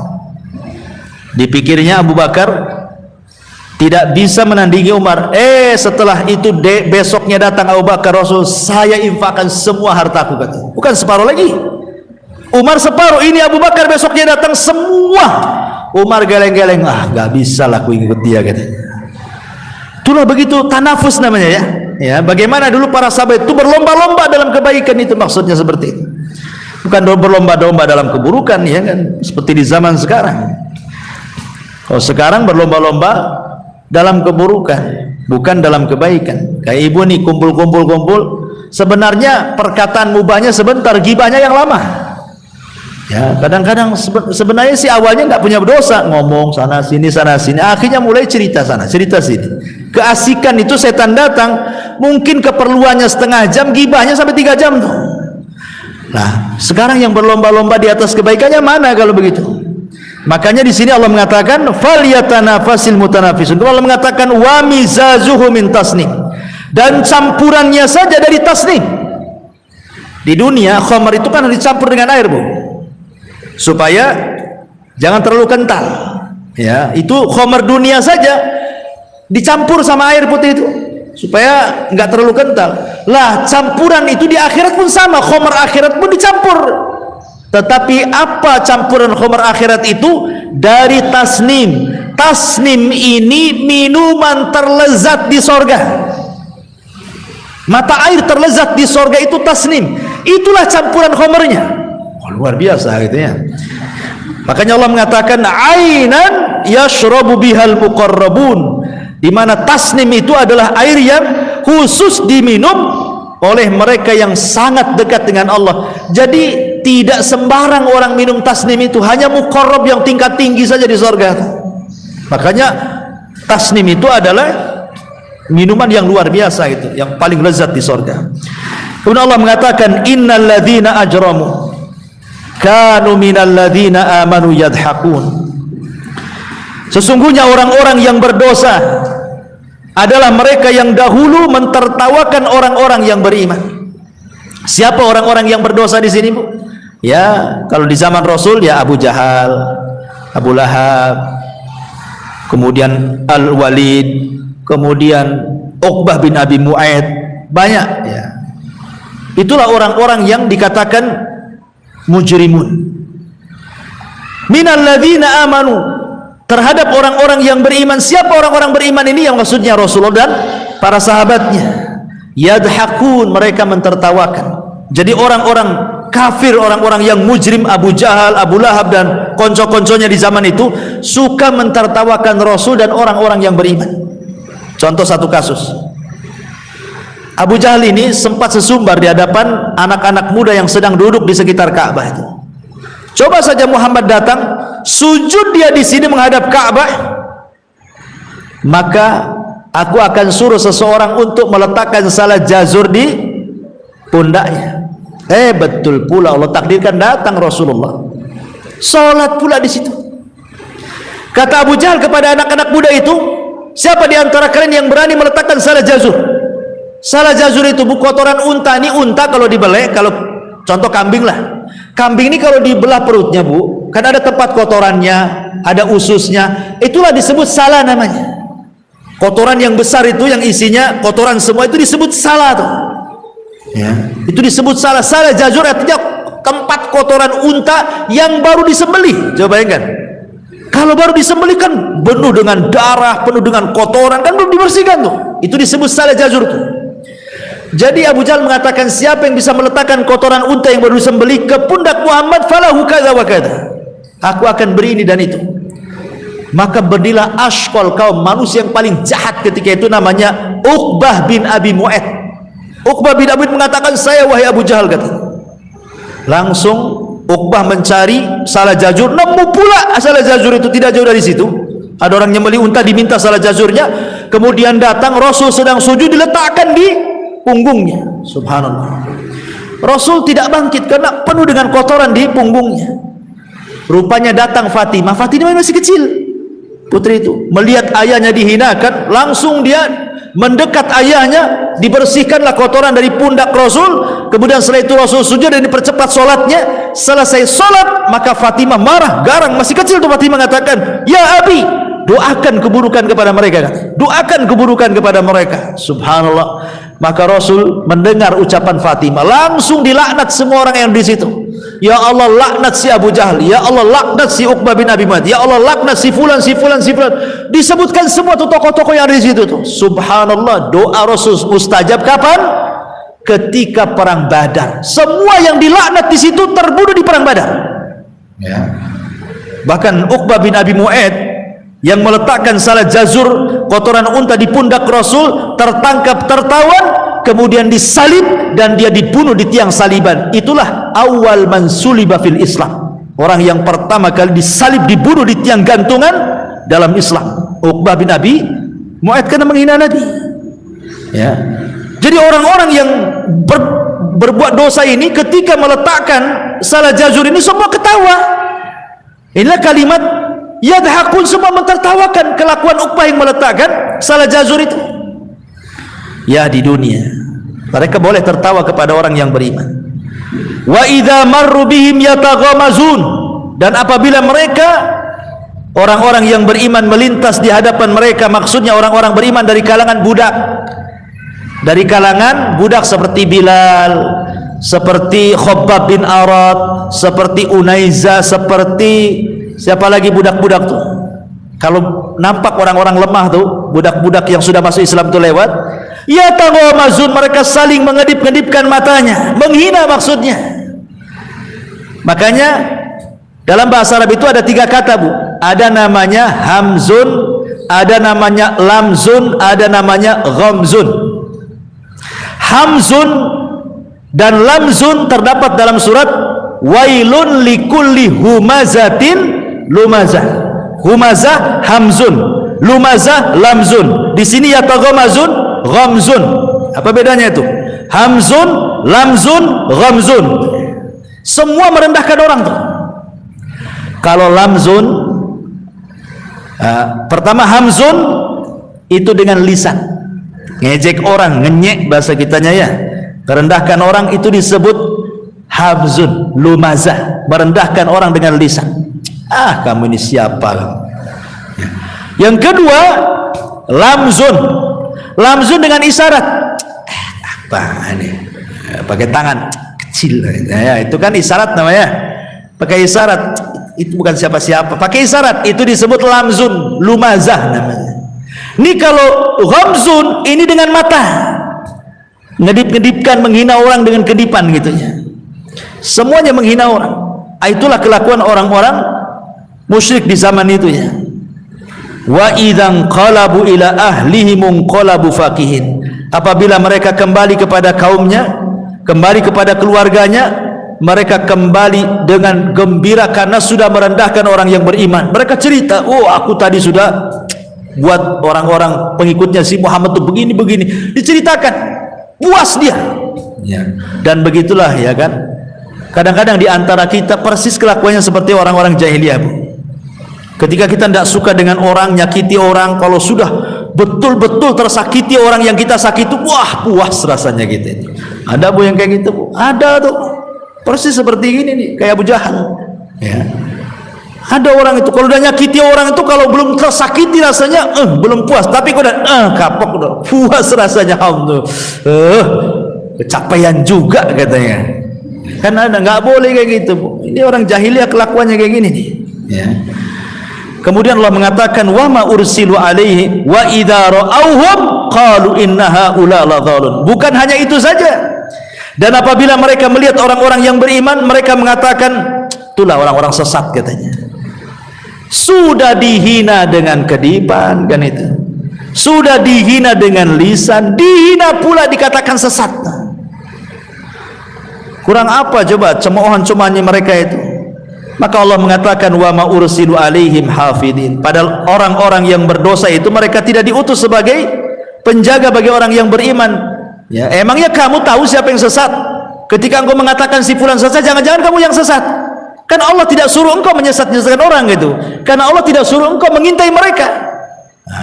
Maka Allah mengatakan, okelah itu di dunia kalian boleh mentertawakan orang-orang yang beriman, menghina, mengejek. Tapi Allah katakan fal yaum, di sini keadilannya, fal yauman ladzina amanu minal kuffari yadhakun. Maka pada hari ini, maksudnya pada hari kiamat, ketika orang-orang yang beriman masuk surga, orang-orang yang mengejek masuk neraka. Surga dan neraka itu ada jendela, Bu, di mana penduduk neraka bisa melihat kepada penduduk surga dari jendela bisa melihat penduduk neraka. Fal yauma, sekarang kata Allah, orang-orang yang beriman sudah di surga nih ya. Fal yaumal ladzina amanu minal kuffari yadhakun. Pada hari ini orang-orang yang beriman terbalik mentertawakan orang-orang kafir di neraka. Dari sini kata para ulama, boleh enggak ketika ada orang kafir menghina kita, kita hina balik? Ketika mereka mengejek kita, kita ejek balik, dan begitu seterusnya. Ulama mengatakan tidak ada masalah, nggak masalah, tetapi sebatas ejekannya saja. Kalau mereka mengejek kita, maka kita ejek balik. tapi sebatas ejekan dan yang ia ejek kepada kita saja. Pamannya ada orang yang ngata-ngatain ibu, oh dasar ibu ini marmut banyak. Maka ibu boleh, yang marmut itu kamu. Kan dia nyebut marmut, Bu ya. Berarti marmut saja yang ibu sebut. Karena dia nyebut kita marmut, kita balikin yang marmut itu kamu. Jangan pula dasar marmut, kamu buaya. Kan lebih kejam lagi ya. Jadi cukuplah keburukan dengan keburukan yang sama, boleh. Kita itu membalas keburukan dengan keburukan yang sama. Tetapi mentertawakan orang-orang kafir di dunia tidak boleh. Walaupun mereka menghina kita, kita tertawakan mereka. Kenapa? Karena kita tidak tahu akhir kehidupan orang itu. Boleh jadi di akhirnya mereka dapat hidayah tobat, ya kan? Kita tidak tahu. Nanti ada saatnya kita mentertawakan mereka sebagaimana mereka mentertawakan kita. Kapan kita tertawakan mereka? Ketika kita melihat mereka di neraka. Maka orang-orang yang beriman akan tertawa. Hal suwibal kufaru makanu yaf'alun. Apakah orang-orang kafir itu diberi balasan hukuman terhadap apa yang telah mereka perbuat? Wallahu a'lam. Bu, ini tadinya mau saya ambil potongan-potongan dan kita jelaskan secara rinci, tapi gak enak lah kan itu. Mendingan sekali selesai satu surat walaupun diambil catatan-catatan sedikit dari tafsirnya. Baik, sebelum saya tutup, Bu, kalau ada yang bertanya silakan.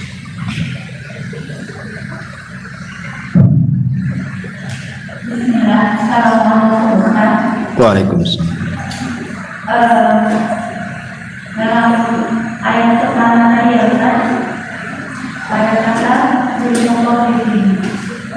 situ Allah memberikan ayat memang untuk orang yang berniaga, tetapi penafsiran ayatnya adalah seperti yang Ustaz sampaikan tadi, yang anaknya katakan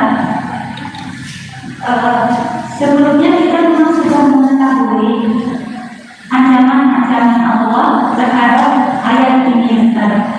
Terkadang kita sebagai manusia masih juga melakukan kesalahan dan kesalahan ya Ustaz. Nah, setelah kita mendengar ayat ini kembali ya Ustaz, setiap kekurangan, kesalahan yang kita lakukan bisa nggak digugurkan ya Ustaz dengan istighfar kita yang banyak atau dengan kita dalam konteks al-Muqaddimah ini Ustaz, dalam tergantung pada ayat al-Muqaddimah ini. Dan setelah kita bertobat beristighfar dengan apa yang pernah kita lakukan, apabila di akhirat Allah masih mempertanyakan lagi tentang perbuatan kita tersebut. Ya, alhamdulillah. Setiap dosa yang dimulai dengan kata wail berarti dosa itu dosa besar. Setiap dosa yang dimulai dengan kalimat wailun berarti dosa itu dosa besar, bukan dosa kecil. Dan dosa besar tidak bisa dilumpuhkan dengan istighfar, dengan sholat, dengan wudhu, tidak bisa. Hanya dengan taubatan nasuha. Ya, dosa besar itu hanya bisa dihapus dengan taubatan nasuha. Seperti apa taubatan nasuha? Ya, pertama dia mengakui dosanya. Yang kedua, dia berazam untuk tidak melakukannya kembali. Yang ketiga, dia iringi keburukannya dengan kebaikannya. Ya kan? Kemudian yang keempat, kalau itu berkenaan dengan hak orang lain, kembalikan.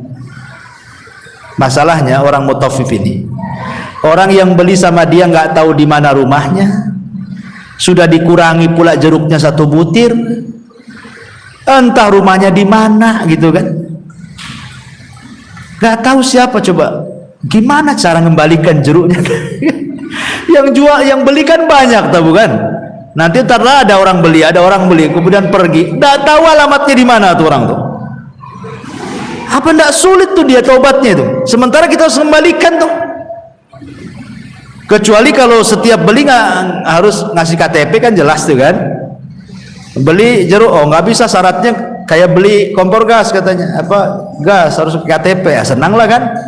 Nah, ini curang sudah tobat dibalikin lah tuh. Jeruk-jeruk yang kita kurangi atau barang-barang kita kurangi, tapi masalahnya tidak bisa diketahui, itu yang masalah jadinya.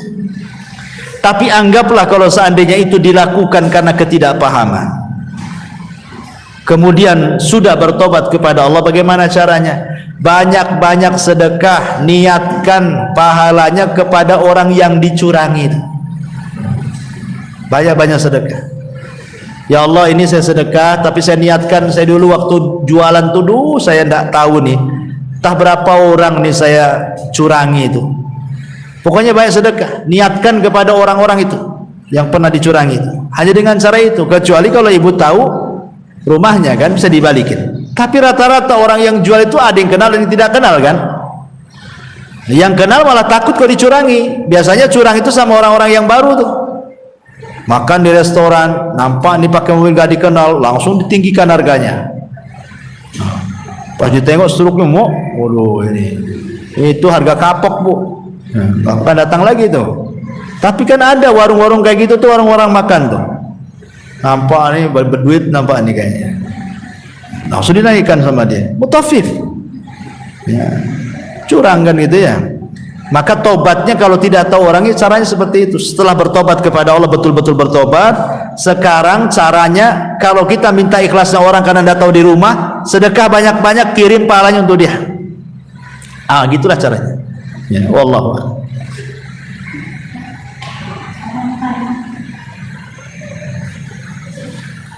Assalamualaikum warahmatullahi wabarakatuh. Ustaz, tadi mengenai mayat yang bagus amalnya kan dijemput sama mereka karena kemudian mereka atas dikasih uangnya.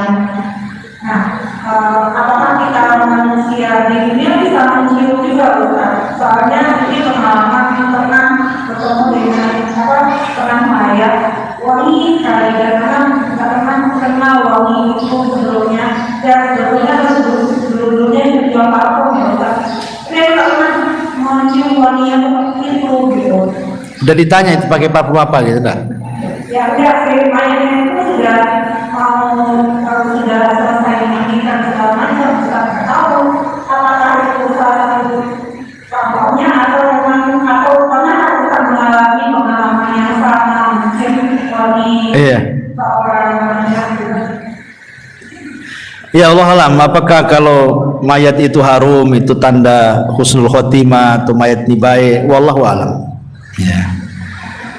Karena saya sendiri sudah banyak kali memandikan mayat itu, udah ya banyak lah nggak kehitungnya. Kalau diingat-ingat nggak hitung karena sering ya mandikan mayat itu.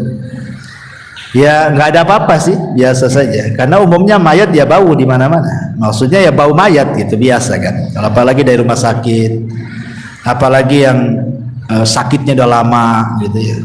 Ya rata-rata memang khas bau mayat itu. Nah biasanya kalau sudah dimandikan, dikafankan, dikasihkan minyak wangi, ya biasanya nggak bau lagi. Biasanya kalau pas mandikan tuh, ya terasa baunya itu. Tapi kalau sudah dimandikan bersih, disabuni, disampoi, ya kayak orang juga. Apalagi udah dimasukkan kafan, udah dikasih minyak wangi, ya harum lagi kan gitu. Tapi pertanyaannya, apakah kemudian dari badannya si mayat, seandainya tanpa dikasih harum-haruman, kemudian muncul harum-haruman, kemudian kita berhusnudzon, ini mayat ini insyaallah orang baik gitu ya. Kenapa? Karena harum kan itu ya kan. Ya wallahu alam, karena saya belum pernah mendapatkan dalil ya tentang masalah kalau seandainya terjadi peristiwa seperti itu. Yang saya tahu tentang tanda-tanda husnul khotimah itu kalau saat kematiannya dia berkeringat dahinya, membaca la ilaha illallah saat sakaratul maut, ataupun dia mati syahid karena tenggelam, karena terkena runtuhan, atau meninggal di hari Jumat, meninggal saat ibadah gitu ya. Nah, itu jelas gitu ya. Tapi kalau untuk tanda-tanda fisiknya tiba-tiba keluar wangi, apakah ini juga termasuk tanda? Wallahu alam. Maksudnya secara nas dalil saya belum tahu. Secara nas dalil ya. Tapi kalau seandainya orang ini memang orang baik, dipuji orang, ya dipuji orang, nggak ada yang mencela dia, maka insya Allah husnul khotimah. Karena di zaman Rasul itu ada jenazah lewat, semua manusia muji dia karena kebaikan. Besoknya lagi ada jenazah, semua mencaci maki dia karena kejahatan. Jadi kata Nabi SAW, wajabat. Kata sahabat, apa maksudnya wahai Rasul Anda mengatakan wajabat itu? Kata Rasul, adapun jenazah yang pertama wajabat lahul jannah, adapun jenazah yang kedua wajabat lahun nar. Jenazah yang pertama wajib masuk surga, jenazah yang kedua yang dicela manusia wajib masuk neraka. Ya kalau memang dia orang baik, kemudian dipuji manusia, kemudian jenazahnya harum, ya insya Allah dia termasuk orang baik, manusia muji dia. Ya. Tapi seandainya dia orang jahat, harum baunya, dicela manusia, nah kata ya, jadi wallahu a'lam. Ya.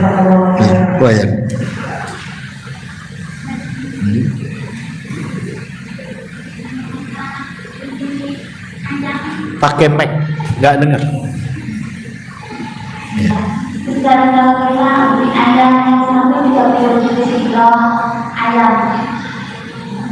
Gimana? Apa itu? Mie ayam. Ah. Yang semula harganya 30.000. Terus kebetulannya agak jauh 29.000. Terus kita minta 20.000 itu, tapi timbangannya ini sudah. Timbangannya ini. Enggak paham saya. Jual mie ayam. Ini ibu posisinya menjual atau membeli? Pembeli. Ada orang jual mie ayam, ibu membeli mie ayam. Siap. Ayam. Oke, sorry, siap. Ayam sayur, siap. Sekilo kan 25. Sekilo 25 kilo. Ada yang 30. Terus anaknya yang 25. Terus tapi yang 25 timbangannya apa? Satu barang. Timbangannya gimana?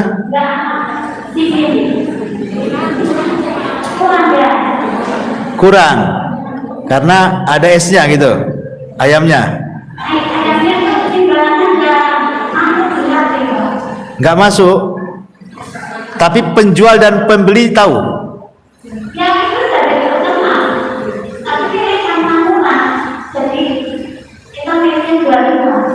Sudah murah tapi dikurangi timbangannya.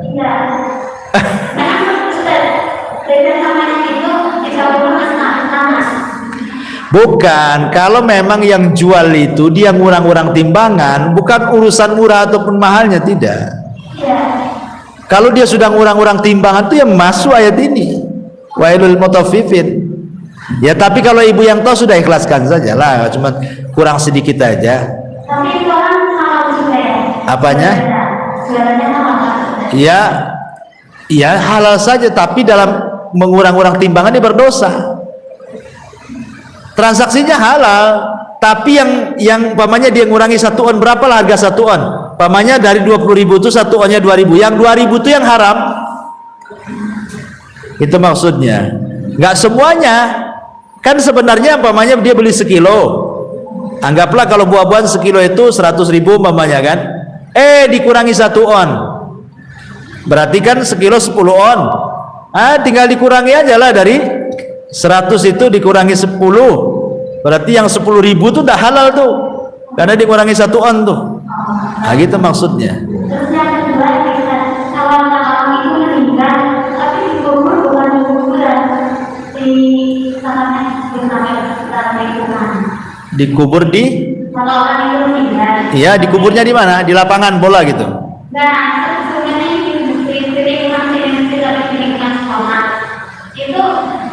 itu tanahnya punya siapa, tempat kuburannya? Orang itu kan meninggal, tapi nggak mau dikubur di kuburannya di sama kayak di rumahnya yang pesan di lingkungan kebun itu siapa maksudnya?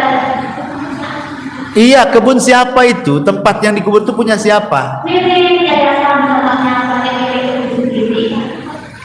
Milik yayasan? Iya, itu gimana? Maksudnya kuburnya gimana? Orang yayasannya membolehkan? Ya, karena dia istilahnya punya yayasan sendiri. Oh, dikubur tanah yayasan sendiri. Iya, itu masuk, itu nggak bisa. Ya nggak apa-apa, cuman masalahnya kalau tidak dikuburkan di pekuburan kaum muslimin, ya gimana ya? Justru kalau kita ini dikuburkan di pekuburan muslim kan banyak orang yang ziarah, banyak orang yang doakan kan itu ya. Tapi kalau dikubur terpisah itu kan jarang orang yang ziarah. Jarang pula orang yang doakan. Lebih parah lagi kadang-kadang dikubur di masjid pula kan itu. Ya, jadi ya sebaiknya dibuat umum saja di kubur muslimin itu lebih baik. Tapi secara hukum yang penting dikubur, apalagi yang jelas itu bukan tanah orang yang gosop gitu ya. Jangankan itu orang sholat di tanah gosop aja makruh hukumnya. Kita sholat di tanah orang nggak izin nih, makruh, nggak boleh sholatnya. Apalagi nanam kuburan pula di situ. Apa nggak muring-muring yang punya lahan tuh? Malam-malam nggak berani lagi dia datang. Gitu. Ya kalau memang itu bukan tanah orang, bukan tanah gosop, ya istilahnya tanah yayasan kan itu ya. Dan sepakat di situ, boleh di situ dijadikan tempat kuburan ya nggak apa-apa. Tapi nggak kuota dari orang yang Ya itu saja. Jadi yang ziarahi sedikit. Kan itu ya.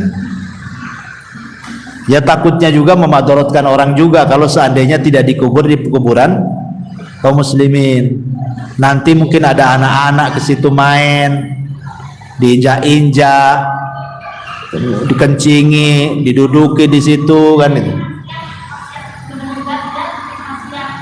Iya, maksudnya dikhawatirkan kalau dikuburkan tidak di pekuburan kaum muslimin itu, pamannya dia ingin dikubur di samping rumah dia lah contohnya. Takutnya kuburan itu jadi madaratkan orang gitu loh. Entah anak-anak main lato-lato di situ, ya kan? Bising lah kan ya. Entah duduk di situ, entah di namanya kalau kuburan terpisah ini kan memungkinkan madaratkan yang lain. Tapi kalau jelas di kubur kaum muslimin kan agak jauh. Orang juga tahu itu kuburan. Itu maksudnya. Ya. Ya, wallahu a'lam. Ya, silakan. Tadi kan manusia dipastikan dari kelompok-kelompok. Berarti nggak ada manusia yang mendapatkan kelompok manusia. Nggak ada. Semua manusia punya tulang ekor. Tetapi kan anggaplah dikatakan bahwa itu kayak dikremasi ya kan, dibakar tuh. Berarti kan terbakar Ustaz. Enggak, tulang ekor itu tidak akan hancur. Ya, walaupun kecil dan itu tidak nampak kecuali dengan alat. Nggak bisa dilihat mata. Ya. Jadi hanya bisa nampak oleh alat tertentu saja ya, oleh pembesar, kaca pembesar, mikroskop itu apa gitu ya. Nah, baru itu nggak akan hancur. Dan nggak, dia kecil sekali gitu. Walaupun dibakar nggak akan hancur. Mungkin disangka debu lah dia juga di situ. Nggak akan hancur karena berdasarkan nas. Memang Rasul yang ngomong seperti itu. Bahwa tulang ekor itu tidak akan hancur. Termasuk pada hari kiamat itu ada makhluk-makhluk yang tidak akan dihancurkan. Salah satunya tulang ekor, ruh, arasy, itu ya, sorga itu nggak akan hancur.